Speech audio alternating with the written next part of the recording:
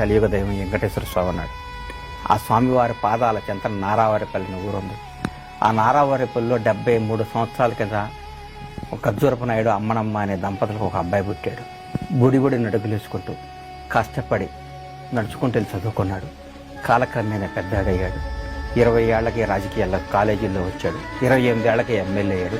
30 ఏళ్లకే రాష్ట్రానికి మంత్రి అయ్యాడు. తర్వాత ఆంధ్ర దైవం నందమూరి తారక రావు ఇంటికి అల్లుడయ్యాడు. అవసరానికి పార్టీ పగ్గాలు చేపట్టి తెలుగుదేశం పార్టీని ముందుకు నడిపించి ఈ రాష్ట్రాన్ని అద్భుతంగా ప్రఖ్యాతలుగాంచాడు. ఆంధ్రప్రదేశ్ అనే రాష్ట్రంలో హైదరాబాద్ రాజధానికి ప్రపంచవ్యాప్తంగా గుర్తింపు తీసుకొచ్చాడు. ఎందరో కోట్ల మంది విద్యార్థులకు విద్యాదానం చేయించాడు. సాఫ్ట్వేర్ ఎంప్లాయింగ్ చేశాడు. అద్భుతమైన ప్రగతిపథం చేయించాడమ్మా.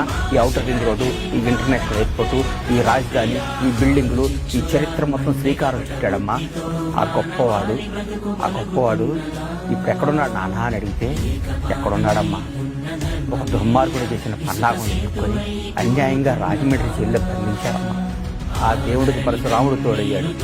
రాష్ట్రాన్ని తిరిగి రాష్ట్రం మొత్తం తిరిగారు. తెలుగు ప్రజలందరూ ఏకమయ్యారు.